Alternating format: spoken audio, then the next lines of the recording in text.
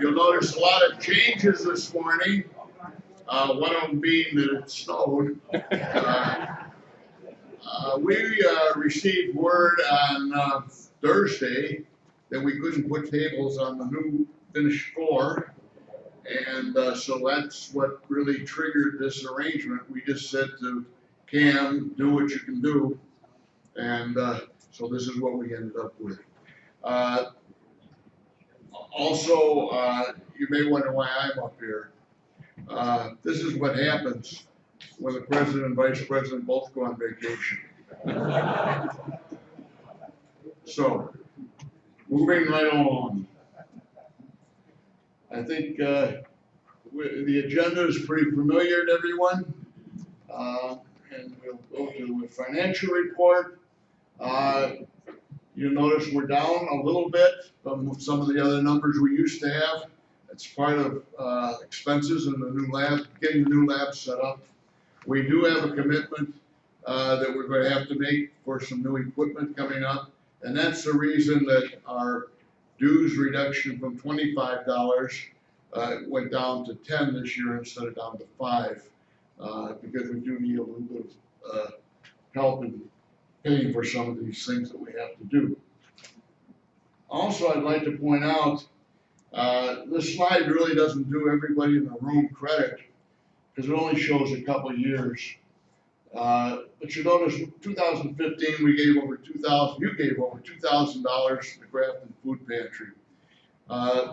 That's been a consistent number, right in around there, over $2,000 for the last 5 years. And I think you should all give yourselves a round of applause for that, because that's a good civic thing that we do as a club. But it's really not the club; it's you as individuals that do that. And we're on track again this year. Our membership, 1,786 people.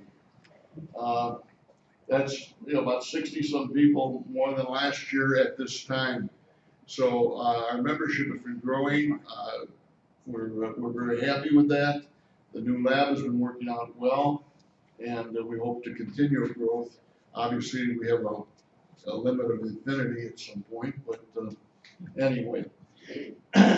Club members, club batters, early renewal is beginning today, actually began yesterday, April 1. I'm not sure it's a good idea to start that on April Fool's Day, but we do it. At any rate, through June 30th, the renewal dues will be $10 if you're an actively paid member. Otherwise, you have to renew, really become a new member in effect at $25. I emphasize that date, June 30th. That's not July 1. This comes up every year that people come in July 1, July 2, and say, oh, I forgot, or this, or that, or something. Well, we kind of feel very strongly about this. We work on this program from April through May through June. That's about 90-some days, and we really think everybody should be able to make their mind up at that point. So we will be sticking very tight to that July 1 date, but you have plenty of time to renew your membership. You can sign up at the outside. Howie's got the table set up, and Joe, or you can also come to the club. Howie's asked that if you come to the club and you're paying cash, could you please bring $10 bills? It'll make life a lot easier for him because we don't keep a big change bank at the lab. Computer repairs, again, emphasizing the fact that these are for our members, you, and not for a collection of neighbors and other people who are trying to tag on to your membership. We are fairly busy at the lab, and we've been servicing things pretty well, but we really can have to limit that to our members' computers. Also, if you have any topics for our general meetings or classes, could you just send an email to either Frank or Dave at our club address. And I've got Jim Nelson would like to make an announcement.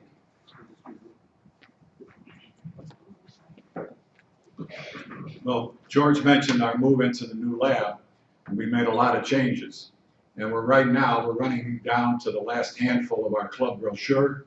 So I'm asking if anybody has graphic art talent and would like to cooperate with us for just a matter of a day or two so we can get the new one put together, up to date with all of the new changes we've made. If you're of that background and you'd like to help us out for this brief program, if you come and see me after the meeting, I'll be here and I welcome your input. Thank you.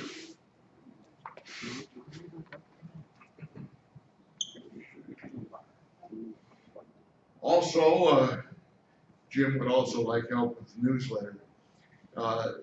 You know, a lot of the newsletter articles come from just magazine articles, newspaper articles that we see. We don't plagiarize them, but they give us input as to what the subject might be in the material, and Jim or other members of the board can rewrite them. But if you see something that's interesting to you that has a topic that you think might be a topic for the newsletter, send that to Jim and we'll follow through on that. Ralph would now like to announce the classes for April. Thanks, George. Well, we got 5 classes set up for April. Like to have more, but don't have anybody to teach them. Unless somebody wants to volunteer, maybe for May. I only got 4 for May, so we're still looking for teachers and lab help. We got some of these sitting around the tables. If you'd be interested in signing up to help in the lab or maybe to instruct the class, we'd sure be happy to have you try it. Last month we had 4 people sign up. We really appreciate that. So, okay, for April, we've got Windows 10. Will Gertig is going to have a class on Thursday at 6:30. In Lifestyles, it says it's going to be on Wednesday, but we had a little problem. I forgot that the lab is already being used by the Photo SIG group. So anyway, it's going to be on Thursday at 6:30. The correct agenda is in the lab, and also it should be on the monitors around Del Webb. Then on the 14th, Gil Walsh is going to have a class on iPhone basics. You know, we're going to get a couple classes on Apple in the month of April. And this is basically for Apple iPhones only. If you got an Android phone, it's not going to help you. So, and we'll be limited basically to maybe 30 people, 35. Actually, for the Windows 10 class, we might be able to get 38. But and if we have an overrun, maybe we can schedule a class. And if we do, we'll send an email out sometime during April. We can get another class in there. Then Will Gertig is going to have one on Skyping. You know, a lot of people do that with their family and friends. Free video. He's going to do that on Wednesday, the 20th at 6:30. And that ought to be really interesting. I know a lot of people do it. Some want to do it because it's free. Then iPad Basics. Back to Gil Walsh again on Thursday, the 21st. And once again, this is for Apple iPads only, not Androids. So if you have either one of those, that'd be fine. And then the last class, how to use Yahoo Mail. I was so desperate for another class, I thought, well, I guess I'll try to put one on. I don't know if I'm going to do it very well or not, but anyway, we're going to have that on the 25th of April. So keep in mind, we'd like to have more classes, but we need more instructors. Thanks. Thank you, Ralph. Community matters. We have a committee of the whole meeting coming up April 6th. We have a board meeting on April 27th, and the executive director's meet and greet would be on the 13th in the social lounge. Also, April 22nd, we're going to have the second annual Shredding Fest. So if you have documents that you would like shredded, they will be shredded confidentially, and you get a certificate that they've been destroyed, and you bring those to the south parking lot of the Fountain View area on the 22nd. They can't take like cardboard, newspapers. This is basically for shredding your tax returns, your bills, your things that you want from a confidentiality point of view destroyed. They also, we're going to have the VA, this is a new program, The VA is going to come on Friday, April 22nd with their mobile unit. And they'll be in the parking lot. They're gonna rotate, they'll be here every other month. They're gonna rotate with Hampshire, I'm not sure where in Hampshire they're gonna be the alternate month. But this is open to any veterans, for services from the VA. Things that they can do medically, like shots and things like that, that they can do from their, mobile unit. Okay.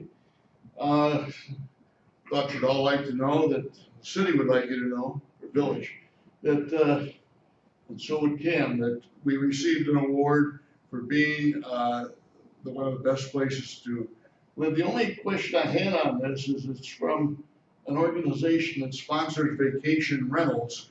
And I'm not sure how that relates to Sun City exactly, but, you know, any award is a good award, and we'll take it. Also, the mobile, the Secretary of State's office will be here on the 6th in this room.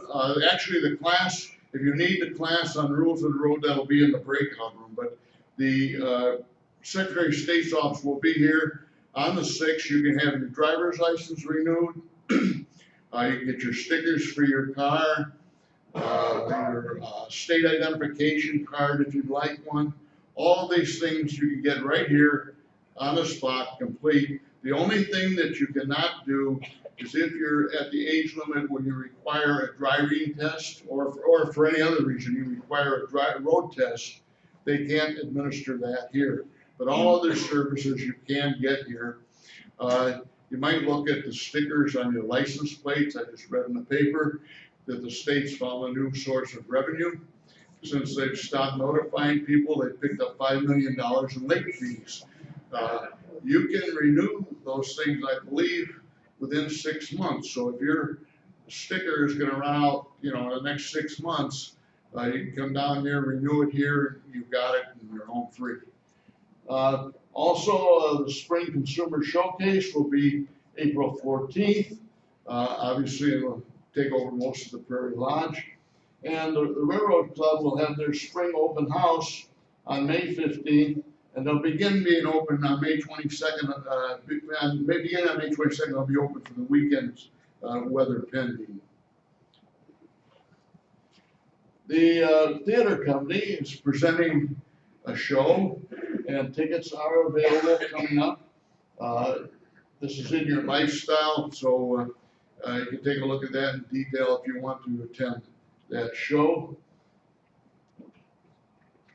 Okay. Prairie Singers are going to have a concert on May 22nd. Again, you can look in Lifestyle for the details on the availability of tickets for that. And with that, I'd like to turn this over to Jeff, who will make the presentation for the day. Take care.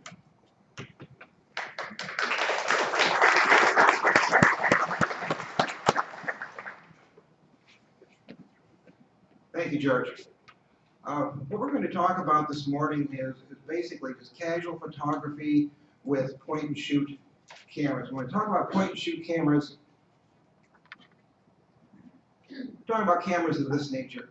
The little small pocket camera that you may have, or a little more advanced point and shoot, or possibly your phone camera, smartphone or iPhone that has a camera capability in it.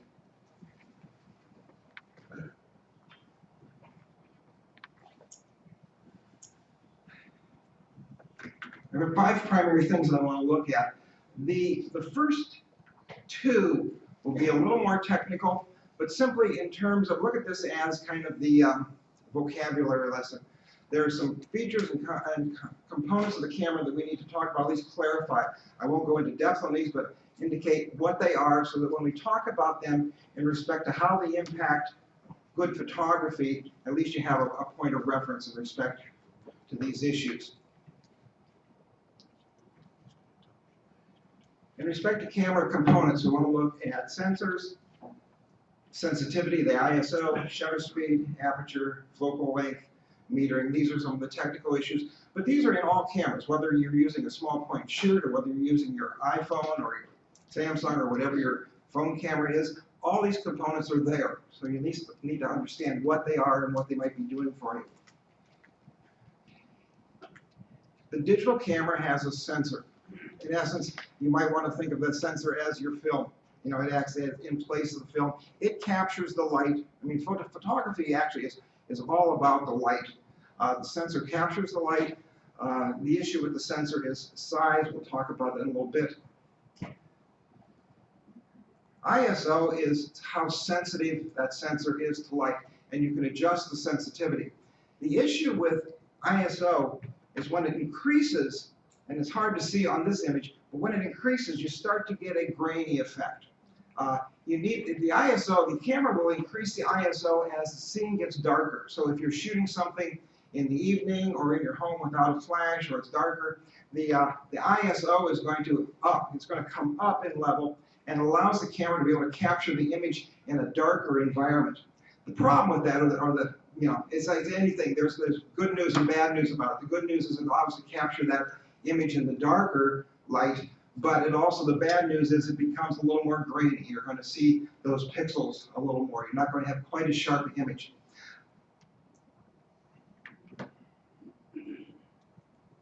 Shutter speed is nothing more than how long the shutter is open.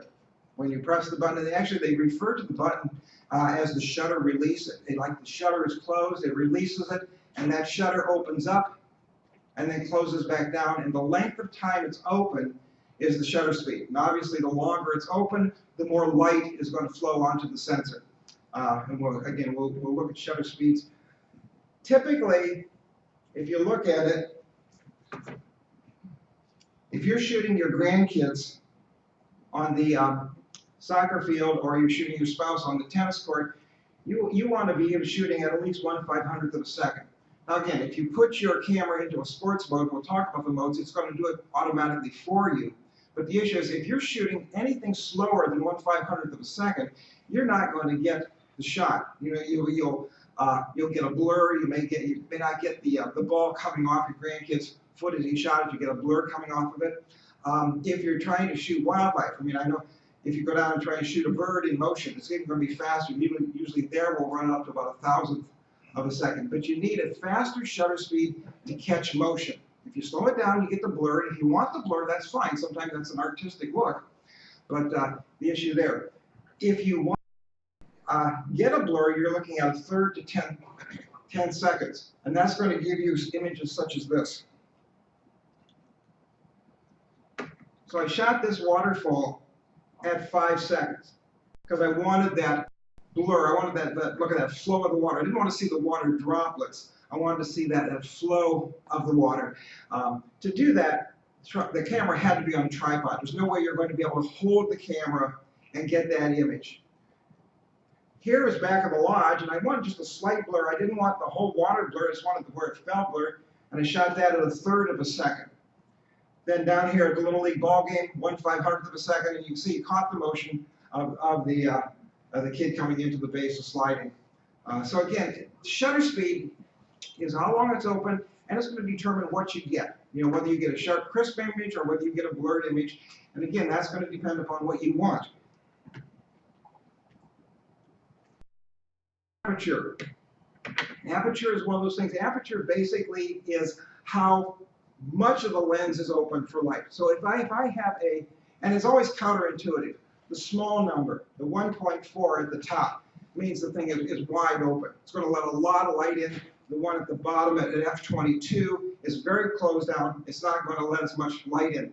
One of the things that I do that helps me is if I look at that number as a fraction, as a denominator in a fraction, then it becomes obvious that 1/22 is much smaller than 1/5, okay, or 1/1.4. But again, just keep in mind that the bigger the number, the smaller the opening is going to be. Now the issue here is what's referred to as depth of field. So in this top image, putting the focus on that bird at that f/1.4 with a wide open, in other words, the diaphragm is wide open. You see what happens is you have the image behind it is blurred, the image in front of it is blurred, and just that one bird I focused on is sharp, tack sharp. If I start to close the aperture down, now you got 3 birds in focus and the other is blurred. And if you bring it way down, then everything is in focus. This becomes a significant issue with some shots. For example, if you want to shoot a picture, you've got this beautiful rose in your backyard, and it's on a rose bush, and you want to get a good shot of that. If you have it at f/22, if everything is in focus, you're not going to see, your eye's not going to be drawn to that one beautiful rose that you wanted to shoot. Sure, you'll see everything in nice sharp focus, but if you were able to open that aperture up and just focus on that rose, it would put all the other flowers in blur, and your eye would immediately go to that one flower you want the person to see. Now, this is not necessarily casual photography, it's more planned photography, but there may be a situation where you want to focus on something. Maybe you've got a beautiful flower, maybe you've got an arrangement or something that you want, or if you're shooting a portrait of one of your kids or grandkids. You know, you might want their face nice and sharp, but the background kind of blurred. So again, focus is directed at that image you want the person to see. Aperture is how that happens. Here's an example of different apertures. The focal point for the shot was this leaf right in here. And you can actually see where everything behind it is blurred and the stuff in front of it is blurred as well. As we start to close the aperture down, you can see more and more of the stuff in front and behind the flower comes into focus. Okay, so again, it all depends upon what you want to see. And I know some of you are thinking, well, I don't know how to make these settings. When we get to the point where we're going to talk about scenes, there are predefined scenes in your camera that's going to do this for you. All you have to do is dial it in or just select that scene. So don't be sitting there thinking, you know, how am I ever going to figure out how to do all this? The resource is there. Just simply want to understand what that resource is doing. Focal length. Focal length has to do with how far the center of the lens is from the sensor. Okay, so if you have a camera that has a zoom on it, what happens is that lens, when you zoom out, moves out away from the sensor, moves back towards the sensor. It's like binoculars, how you can zoom in and see something closer and back.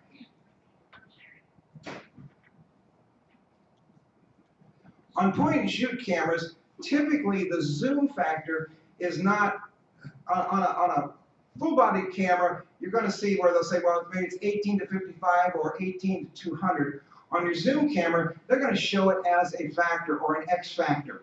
So in essence, all they're doing is saying, okay, and the reason they went to this is most point-and-shoot cameras start at 18 millimeters. Now that over time has changed, some of them aren't right there, but they use that as a guideline, say, okay, we're going to assume 18, and if we take 18 and work from there, then an 18 to 55 would actually be a 3x, meaning that from the base, I can multiply it by 3 and I have the maximum zoom that I've got on the lens. If it was an 18 to 22, it would be an 11x.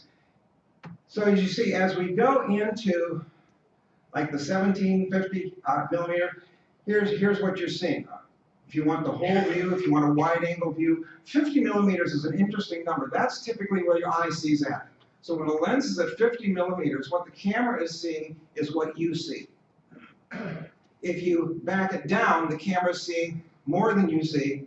If you run it up, it's seeing less than you see, but it means it's tightening in on the focus.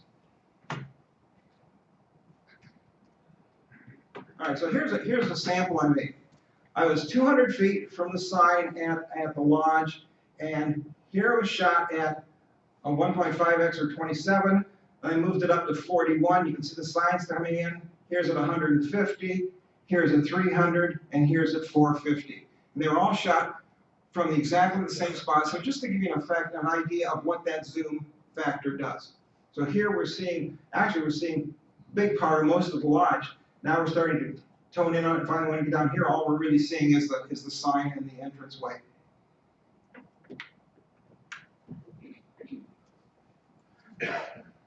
Point and shoot cameras have typically both optical and digital zoom. And I'm going to talk about this a little bit more, but one thing to keep in mind is if you're shooting with your phone, okay, your phone camera only has digital zoom. It does not have optical zoom. Now, I know I think there are a couple Samsung phones out there that actually have a lens on the back of them that give you a little bit of optical zoom, but the typical smart camera, your iPhone, your Galaxy, only has a digital zoom. And what the digital zoom does is it really simply it's like cropping. Most of you probably use Picasa or something. You've got an image and you say, I just want the person, and you crop in. So in essence, what's happening is you're saying, I just want this part of it, and you're throwing the rest of it away.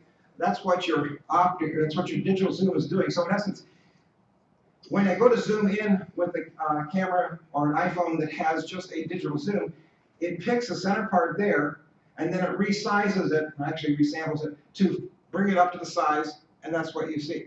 So what's happening is, instead of actually having an optical where you're like binoculars, you're actually taking the image and just cropping in on it. The downside to that is that you're losing resolution. The quality of the image degrades a bit as you do that. Now, quite honestly, if what you're using your iPhone for is to simply put pictures out there, send them to somebody else to see on their iPhone or their tablet, or putting them out on Facebook, it's no big deal. You're not going to see any problem with the image. Where the problem will come when you do this is if you go to print the image.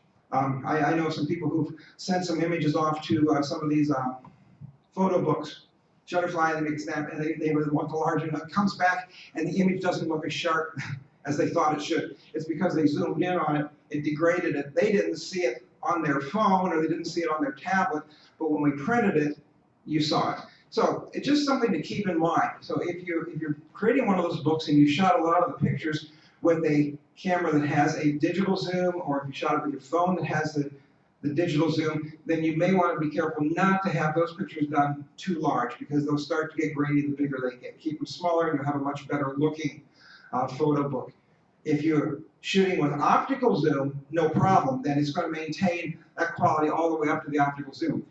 Most of the point-and-shoot cameras, I honestly can't speak for the iPhone because I don't have one, but most of the point-and-shoot cameras have a guide that will tell you when you move into the digital zoom area. Okay? On one of mine, as long as my line here is white, you see where I am right there, as long as it's white, I know that I'm working on the optical zoom. But if that line changes to yellow, I now know that I've moved into the digital zoom, so it kind of alerts me to the fact that I'm there.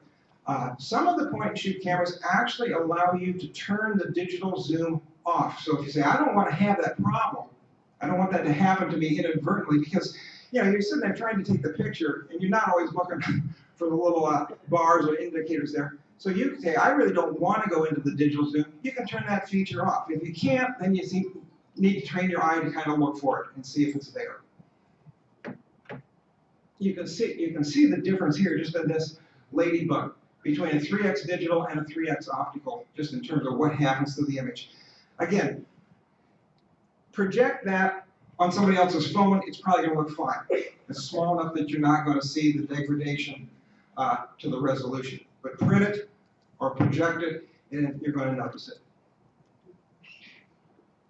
Cameras have metering, and what that means is they sense the light. It's got like a light meter in it, and it detects how much light there, and that's how the camera makes a decision, and it's an automatic mode. It makes a decision as to how fast to do the shutter, how to do the aperture, how to do the ISO on the meter. And in most cameras, you can adjust that, or they will adjust it.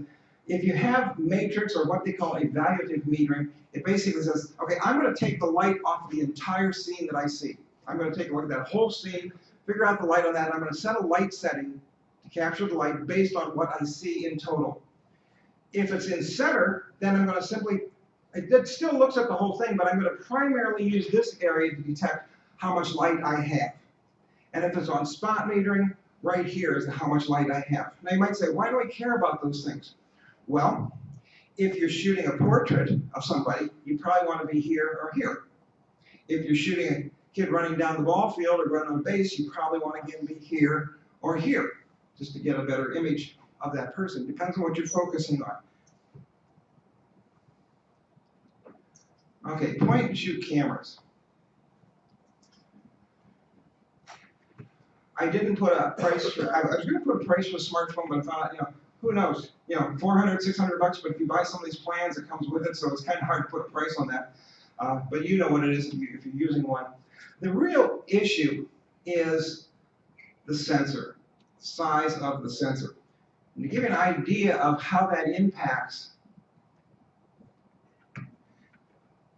this, just as a comparison, this is the size of the sensor. That's the electronic piece that captures the light. This is on a full frame professional big, DSLR, the big camera, the kind that you don't want to carry around with you.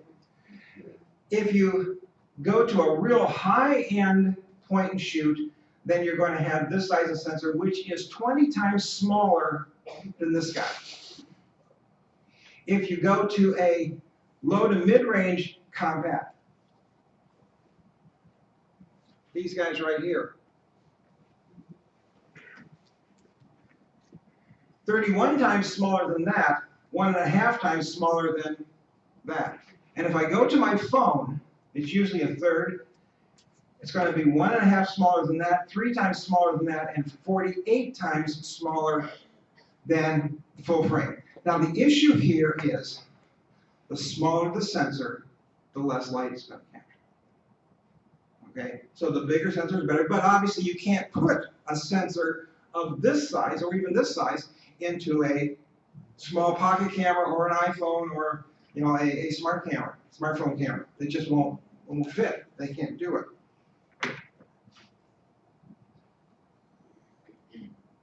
So here I've tried to offer a little bit of a comparison, just so we can see what the issues are. With point and shoot cameras versus phone cameras, focal length, that's the zoom issue. With most point and shoot cameras, you can adjust to a point and crop after that point. So in other words, that's the optical zoom and digital zoom issue. Most point and shoot cameras have both. There's a point where that optical is going to end and you're going to pick up on the digital.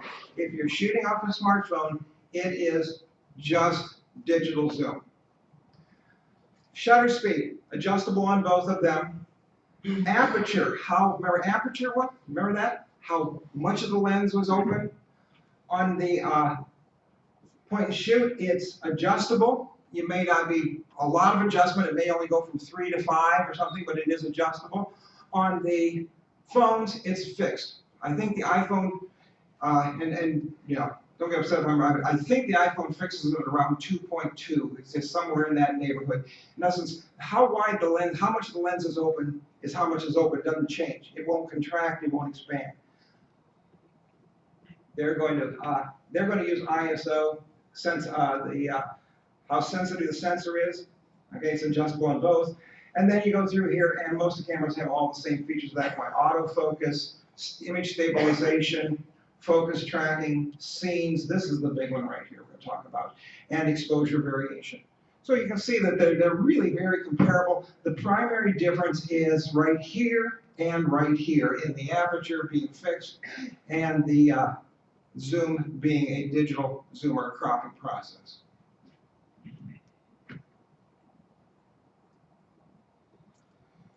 Pixels. When we talk about pixels, pixels aren't round, pixels are square.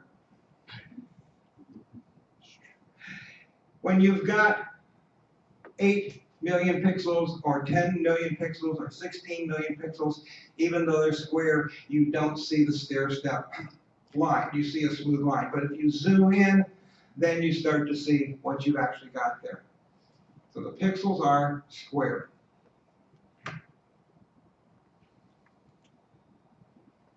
This is as technical as I get. Each pixel is made up or contains 3 color channels. You hear about RGB, red, green, blue. Those are the 3 primary colors they use to get all the other colors.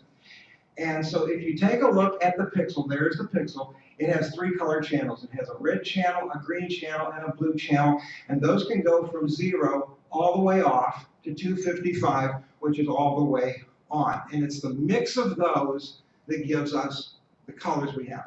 A pixel, a 3-channel pixel, can capture 16 million different colors. It's a big deal. A human eye can only see 10 million. I'd like to know who figured out, counted up and said, I can see 10 million. But anyway. So you've got a lot more capability than you thought you had. Now here's the issue. Pixels aren't created equal. This is the sensor issue. I can have a 8 megapixel camera. Let's say I've got a professional level camera at 8 megapixels, or even a point and shoot at 8 megapixels, and I've got my little phone camera, and they both have 8 pixels. This one's going to get a better picture because the pixels are bigger, and then we're able to capture light. So as you think about it, as we reduce down the size of the sensor, what happens is each pixel gets smaller. And as it gets smaller, that pixel has less ability to capture light, and thus the issue with the image. So don't think when somebody says, oh, well, here I got a phone that has 16 megapixels, and you got to one iPhone over here that's only got 8 megapixels. Don't be fooled. You know, on a 16 megapixel phone, they're going to be so small, it's probably not going to get as good a picture as the one with 8. In fact, I think Apple keeps it at 8. 8 is considered to be a good number for a phone camera. So don't be fooled by the the salesman saying, oh, well, this one's got this many pixels. As they get smaller, they capture less light. So you may find that you don't need all those. It actually creates more of a problem than a help. Okay, here's my favorite part: accessories. We're getting close to talking about taking the pictures, but we've got to talk. I mean, you got to talk about accessories, right? All right. If you're going to want, if you like that picture that I shot of the waterfall with the blur, you're going to need that guy right there. Because there's no way you're going to hold that camera steady for 5 seconds. It's just not going to happen. If you like the one I did out behind the lodge, which is 3 seconds, you're still going to need this. You might get away with a monopod. You're still going to need this guy because you can't hand hold it a third of a second. Typically, you can hand hold about a 30th of a second. If the shutter's going to go slower than a 30th of a second, you're going to get some motion. And if you zoomed out or zoomed, so that you're going to have less because as the lens zooms, as you tighten in, it's more susceptible to motion you have. Extra batteries.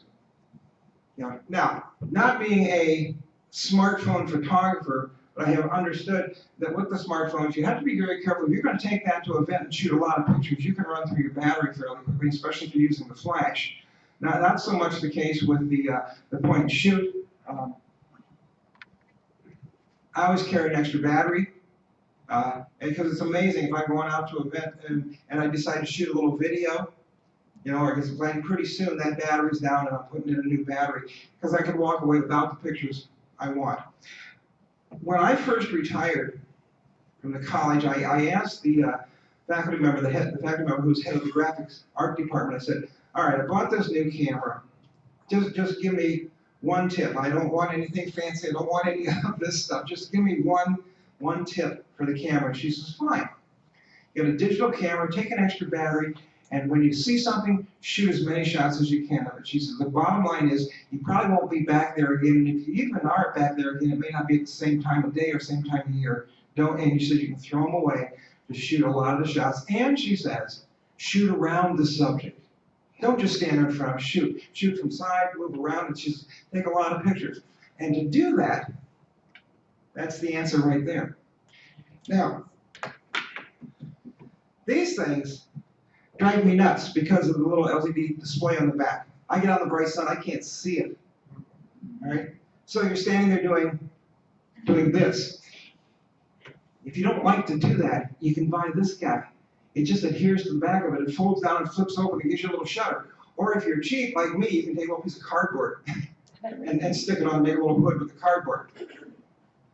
I never go out with my point and shoot camera without this. And it makes all the difference in the world being able to see it. And, sometimes it's hard to see those things when the light goes down. God bless my wife. Isn't that cool? That's my photography hat.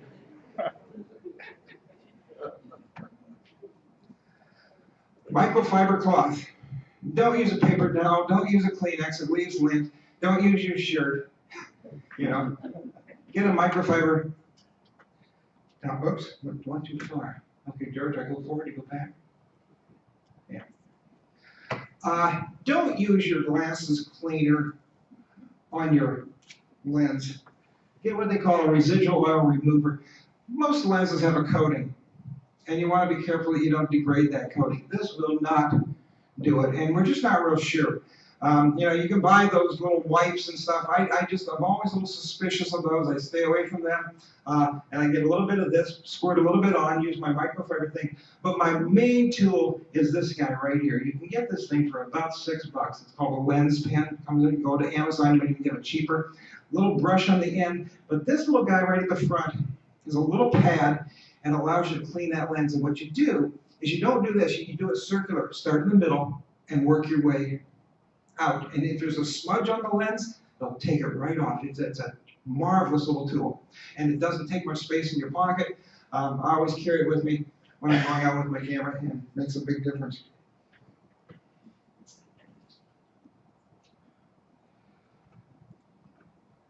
Polarizing filters. Polarizing filters are really nice. The problem with point and shoots is they don't have that lens that has a screw on the front. You can buy one that has a ring. And the ring snaps and slips over the camera, the front of the camera lens, and then you can put the filter on it. Now, you want to be careful when you shut the camera down and it goes back, it's going to pop that thing off, but you can put it on. If your camera has, and this one has, if your camera has metal, you can get a little magnetic one right there that will magnetically adhere to it. And if that doesn't work,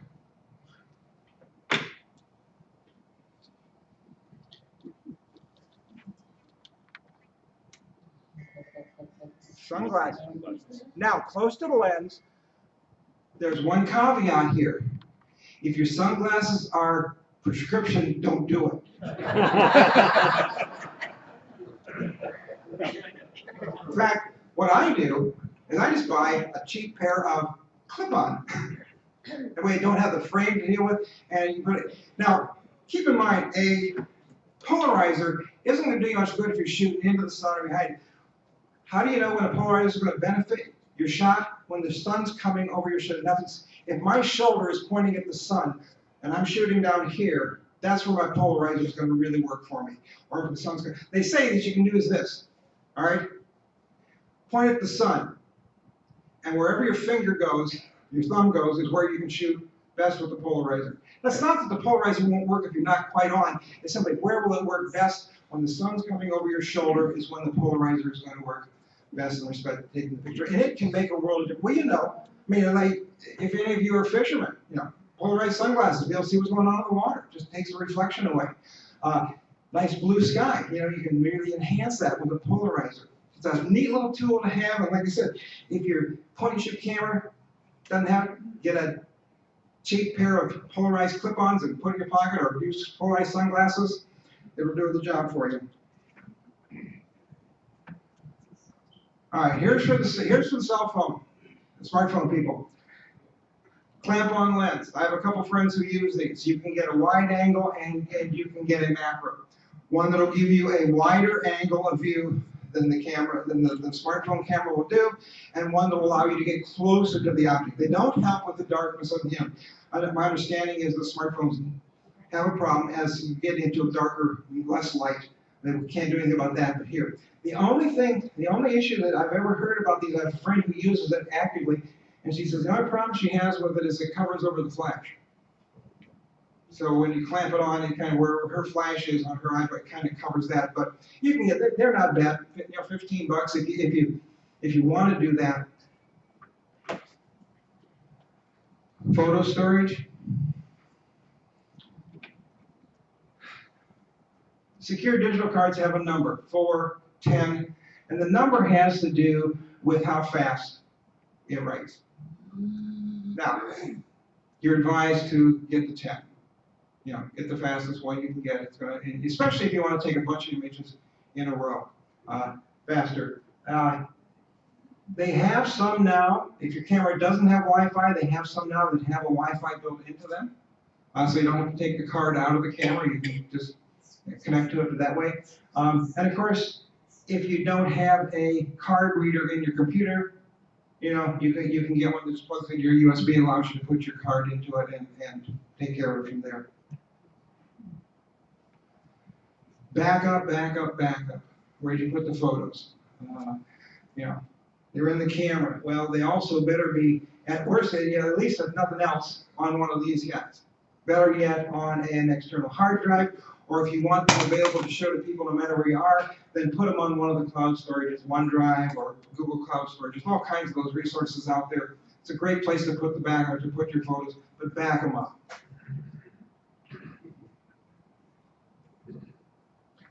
Okay, now here we're going to talk about photography. We've got the glossary of terms out of the way. 4 things.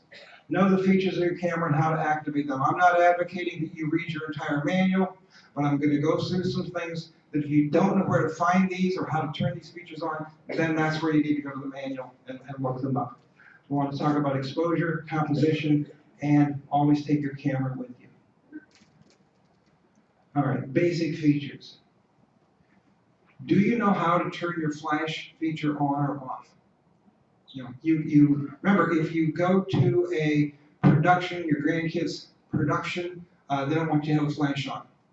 If you're in the museum, they don't want you to have the flash on.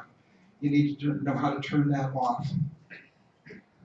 Red eye reduction. That's an interesting one. The jury's still out on that. You can correct red eye in Picasa, Photo Gallery, a variety of different products very nicely. Or you can have the camera do it. What the camera does with red eye is it gives an extra flash there. And I've seen situations where it kind of startles the person a little bit, or they think the picture's done. And I tend to do it in software rather than the camera simply because of that. But it's there, and you can use it. Just make sure you know how to turn it on, and then make sure you know how to turn it back off. Image stabilization, on or off. You say, well, why would I ever want it off? If you put your camera on a tripod, if you want to do one of those longer exposures, you put your camera on a tripod, you want to turn image stabilization off because it will try to stabilize, all right, and you get some camera shake and some movement on the camera, even on the tripod. So you want to be able to, anytime you put the camera on a tripod, you want to take that image stabilization off, turn it off. Optical and digital zoom. We've talked about that. Focus lock, okay? Most cameras, and I believe even the iPhone, you can set it into doing a single shot, or you can tell it to do continuous, multiple shots. Real handy if you want to get that great shot of your grandkid running down the soccer field or going after the tennis ball, to be able to take a whole series, just hit that button, have a whole series of shots for you, and then pick out the one that's good from it. But you need to know how to turn that on. And once you turn it on, you better know how to turn it back off, because you don't want to keep doing that. Face detection. Many of the cameras have face detection. Some of them will detect up to 9 faces. And if you're shooting a group, you want to be able to put that feature on, so it's grabbing those faces. All right, so you get them, because that's what you want to focus. And actually, they say if you're shooting a person, what you really want to focus on is the eyes. Subject tracking. So some of these cameras have subject tracking, which is really cool, whereby you pick the subject, and as you move that, somebody on the tennis court or down the ball field, as you move, it's constantly refocusing on that person, on that subject, and it'll do subject tracking for you. Predefined scenes, that's what we're going to do on real heavy, you know how to get to those. And if you have it, if you can change shutter speed, if you can change aperture, if you can change ISO, if you're interested, you should know how to do those. If you're not interested in those, you stick with the auto modes and it'll do it for you. But if you're interested in, again, what I find most people have problems with this is they don't know how to turn these features on and off, therefore they don't wind up using them. Okay, exposure. Photography, like I said, is all about the light. It's the aperture, it's the exposure, and it's the sensitivity. So it's all, good photos are all about the light. And here, if your camera could speak to you, this is what it would say when you put it in auto mode. When you just put it in, and granted, there are 2 auto modes, usually. There's one auto mode that'll do everything as well as the flash. There's another auto mode that turns the flash off. So if you're going into a play and you don't want to pick one of the scenes, but you know you shouldn't use the flash, put it in auto mode that turns the flash off. That way you don't risk having the flash come on. But your camera basically is saying, you know, why do you make me guess what you're doing? Why do you make me guess whether you're shooting flowers or people or whatever? Enter in the scenes. And this is the real key to stepping up the quality of your images. There's a landscape scene. Now, what it's going to do is it's going to close down the aperture, it's going to set the focus to infinity, it's going to pick up the whole thing. But basically, if you're shooting landscapes, put it in landscape mode. Let the camera, let the auto feature of the camera know, I'm going to shoot this, I'm shooting these mountains. And so it's going to adjust its settings that it can move to do a best picture of that type of thing. The other thing I find with landscape is if you have the ability to put the grid on, do it. It's incredibly difficult to get the horizon right. And with that grid, it helps you get the horizon right. Sure, you can put it into Picasso or photo gallery and straighten it up, but why not get it right the first time? And if you can put that grid on, then it's easy to get the horizon right. Or how come that light pole's like this? Well, because I didn't notice. You know, and if I had the grid on, I could have lined that light pole up on that grid line, and I'd have had a better shot. Museum, there you go. If you're concerned about that, you put it in museum. It sets the metering, it sets the aperture, it sets the shutter speed for you. If it's got a built-in flash, it disables it, and it also disables any other beeps or blurps or sounds the camera might make. You know, some of these cameras have a shutter speed they make just for you. You hear it. You know? And you know, museum mode, if you have that, shuts all that stuff off, so you're not disturbing anybody at the play or in the museum, and it takes care of it. Why not use that scene? Most people don't because they don't know where it is. They haven't explored those. Sports. All right. Now you can see what it's done with sports. It kicked this kicked the shutter speed up to 500th or greater.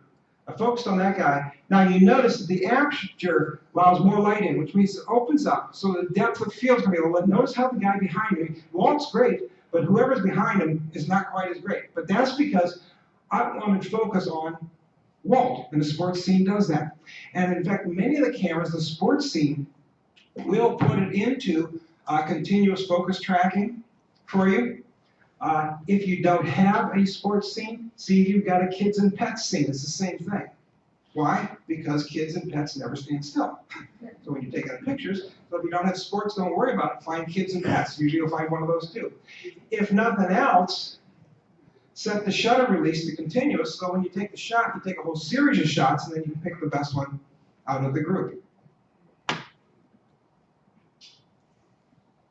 Macro, want to get that caterpillar nice and close.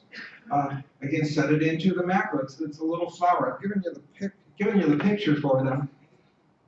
It's going to blow the shutter down, so you might want to think about propping your camera on something or really trying to stabilize it, because it's going to take a little more length of time to take that picture to get more light in. And you notice that you see the caterpillar. Your eye is not obstructed by any sharpness of detail in the foliage behind it. And if I shot that so that all this was tack sharp, you would not notice that hairy caterpillar as well. One of my favorites, sunrise and sunset. Okay, you can get some stunning pictures, you know, with the sun coming up or the sun going down. I think there's a song there, isn't there, Ken? But set that mode. Built-in flash is disabled. It's going to change the exposure level. Again, these are all auto modes. You don't have to do anything except pick that scene and let the camera do the work for you. Portrait. Okay, and notice how it blurs out the background, so the focus is just on the kid.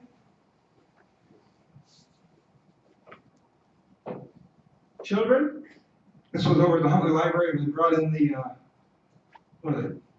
Llamas or whatever, emus.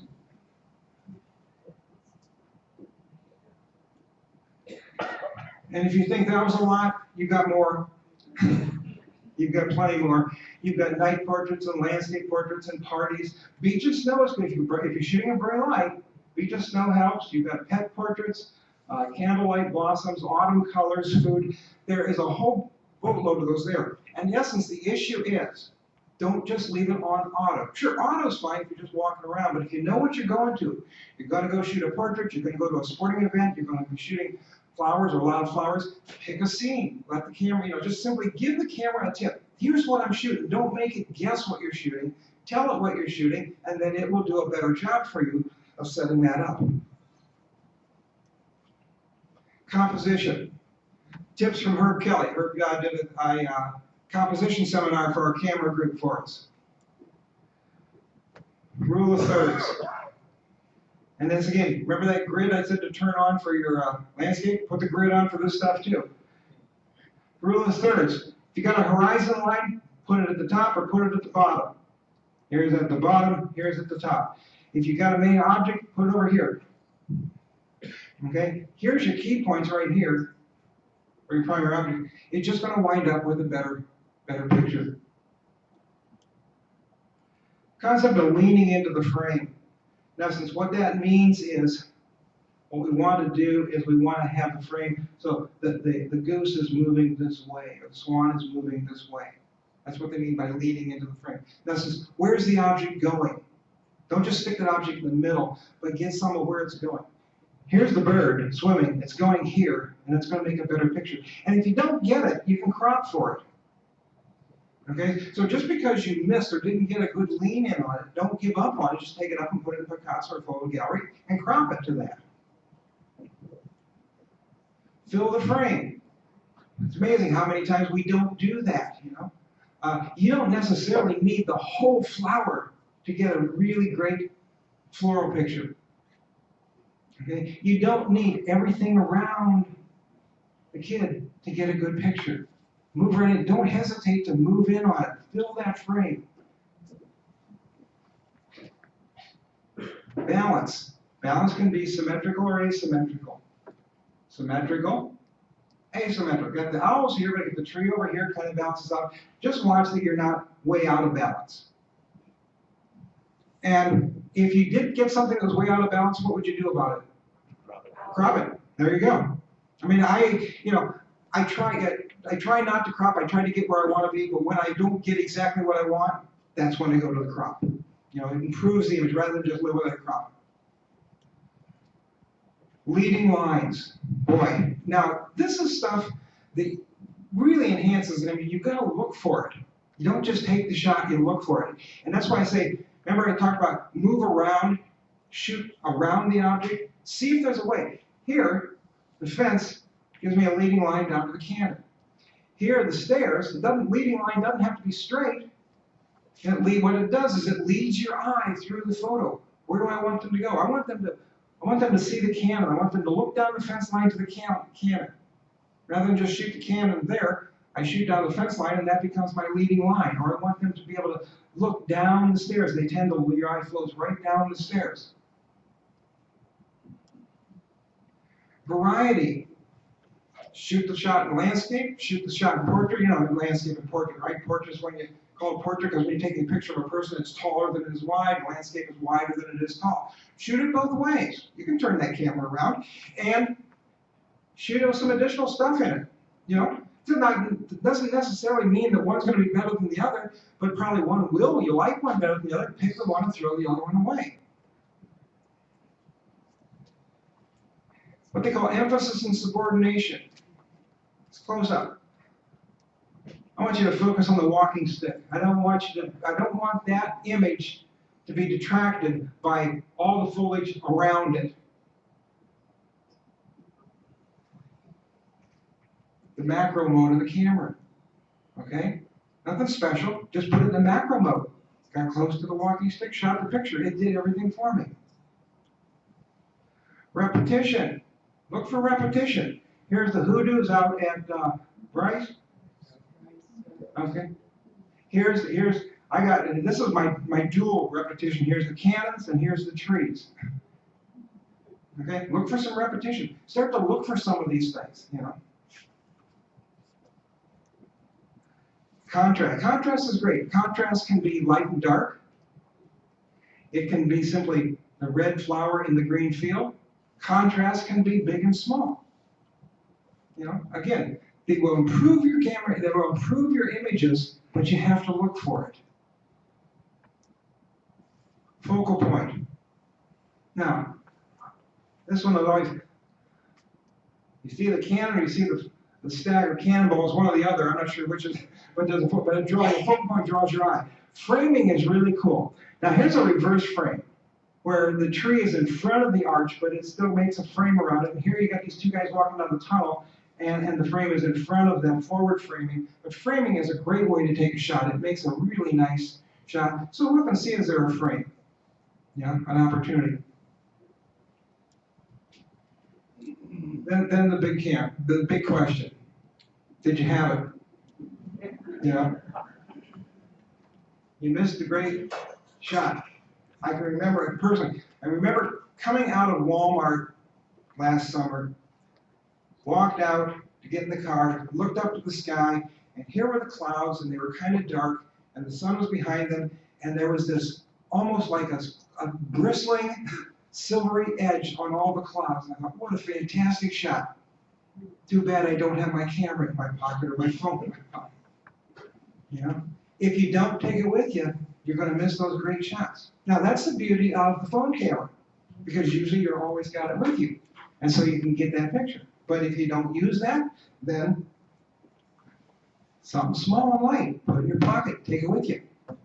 You know, 90% of the time you won't use it, but that other 10%, when you see something you would like to get a picture of, you don't have to say, shoot, I didn't do it.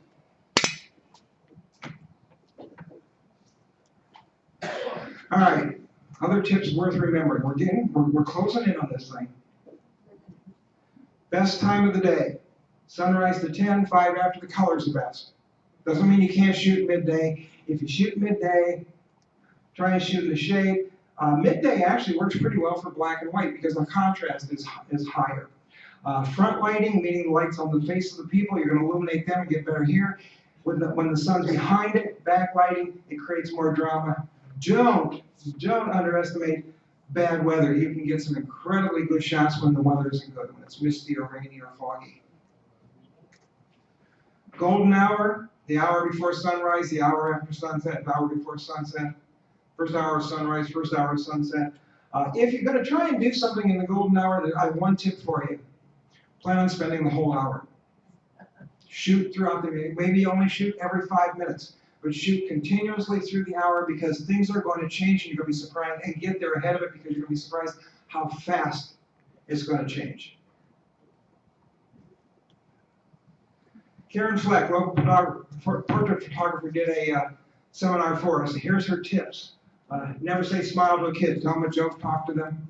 Her best tip is, let's see, right here. That's what the parent sees. She was amazing. She gets the kid sitting in the corner crying or doing this or doing that, a little bit misbehaving. She got that, and the parents look at all the pictures and say, oh, that's my kid. That's what he does. But, you know, tilt shots, you know, the best thing is get them while they're waiting. Surprise. He's waiting to get in the Jeep to hit the trail. Tilt shot. Do it in Picasso. You know, maybe you don't like that effect, but you don't have to try and stand there and, you know, and move around. Just put it in Picasso and tilt it. And don't overlook black and white. You can get some really great black and white. And you don't do it with your camera, you do it with the software. It does a better job of it. Here's a big thing with kids. And how many of these have you got? I've got quite a few. Change your angle so you don't have that line cutting through the head. Or the flowers, we may not see them well, but there are little flowers back here. It creates a line through the head. Change the angle so you don't have that in it. Oh, the one thing. They always say get down to the level of the kid. And I know, probably, you know, some of you like me, it's getting harder to it's getting harder to do that. But when I'm shooting my grandkids, I usually do it when I'm sitting in a chair. It keeps me down there, and I get better shots. I can get down on my knees. That's not the problem getting down. The problem is getting up.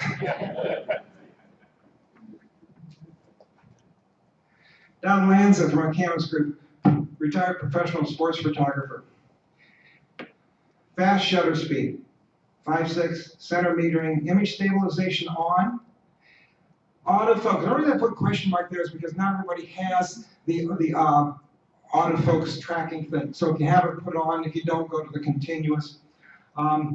He talks about the big three: ball, face, and conflict.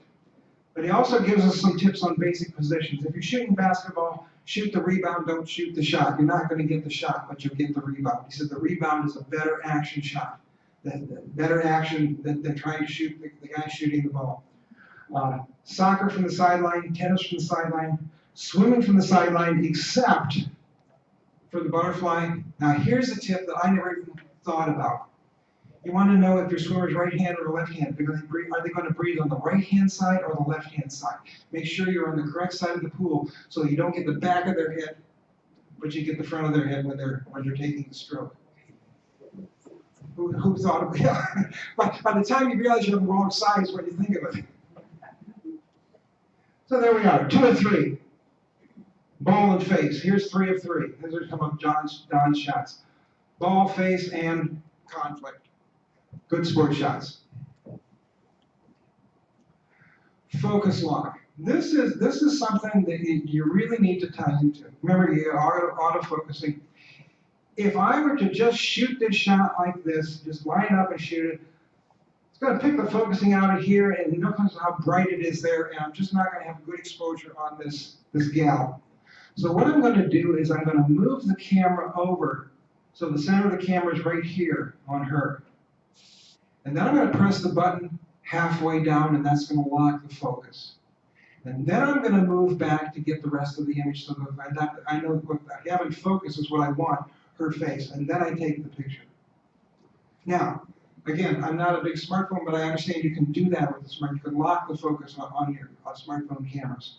I'm not exactly sure how you do it, but you might want to look it up and understand it can be done. But the focus lock. The only thing you have to be careful when you lock the focus is don't lock the focus and then step back. Because remember, the subject's now in focus. If they move away from you or towards you, you're now, it's not going to be very good. You're going to redo it. But you can, that's a good application of it right there. Shoot different views. Again, shooting around. I like this one better than that one. But again, it all depends. Shoot 3 views, different side, front, tippet, and pick the one you want. Photographing through glass. You find, get close to it and try and be perpendicular to it if you can. You want to avoid the reflection. Some say that, if you have a polarizer, you put a polarizer on it, it helps someone. But the big thing is get as close to the glass as you can. And try and be perpendicular to the glass if you can. You're going to improve the shot through it. Okay, almost done, folks. This is the big issue. This is when you don't pay attention to this, it's when you have to buy that second external terabyte hard drive because you got 8 million photos because you never got rid of anything. And then you go to find that one good photo and you're all day looking for the one. Do it soon. Okay? Dump the bad shots and post-process the good shots. Cropping is not bad. I didn't want the picture frame, I didn't want the sofa, but that's what I took. But I fixed it by doing that. Cropped it in. I wish anymore what I try to do is get the shot I want.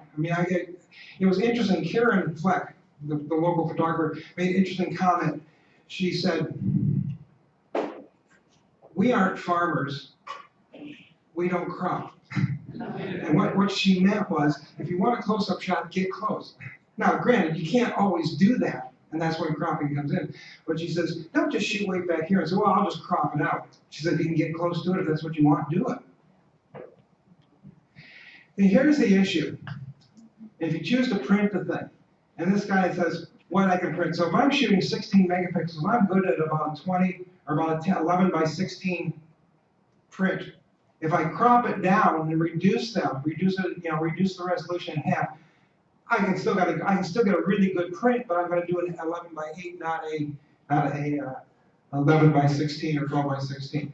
So it's just remember, if you crop it and you're going to print it for a photo book or something, if you know you cropped it, bring the size down a little bit to keep that nice sharpness. Red eye correction. Okay, again, it's easy to do in the software, we got the software in the lab. I tend to do it after the fact because I don't like that red eye reduction thing because I've seen too many people jump or full of that. Got a crooked shot, straighten it. You know, again, if I had put the grid on, I might have done a better job of aligning the trees and the horizon, but when you don't, you can straighten it up. Now, some softwares will force you to crop it to get a true image, others will actually straighten the whole thing. Black and white. Cool. Don't tell the camera to go into monochrome mode. Do it with the software, you get a better image. The software does a better job of converting the color image to black and white than the camera will do in terms of taking it black and white. And remember, if you take it in black and white with the if you put the camera in black and white, take it in black and white, you can't go back to color. But if you take it in color, you can convert it with software to black and white, you still got the color one if you choose that you want it. You know, if you put your camera in black and white and take it and say, gee, I wish I'd taken that in color, well, too bad. But if you do it in color and convert it, you're good to go. Collage, Picasa, Elements, Photogap, they all have the ability to put together collages. Some of them do it just as pictures. Some of them kind of blur and merge them together.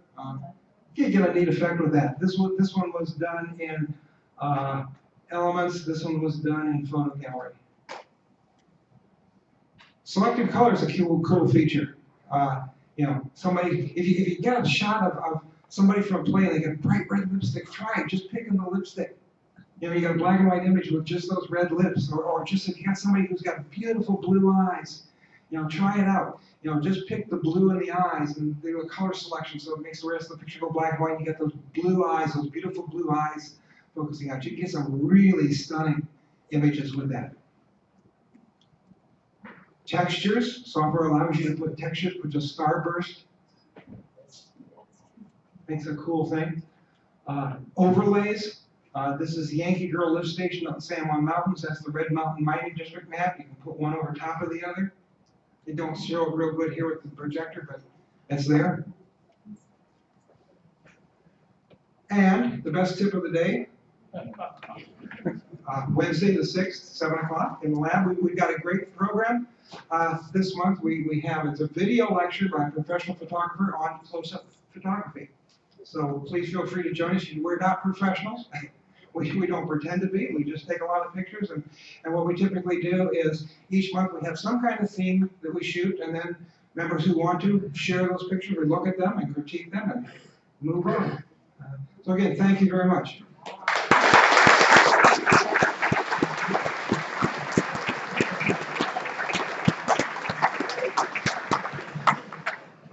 Thank you, Jim.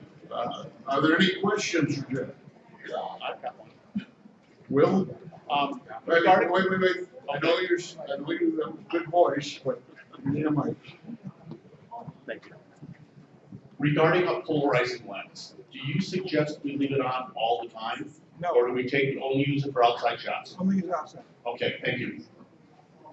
You'll find one of the things you'll find that really, if you're trying to shoot clouds, put your polarizer on. It's amazing how it enhances the clouds. Any other questions? Jeff, thank you very much for a great presentation. I hope everybody stays warm, stays out of the snow, and has a good day. And we'll see you next month. Great.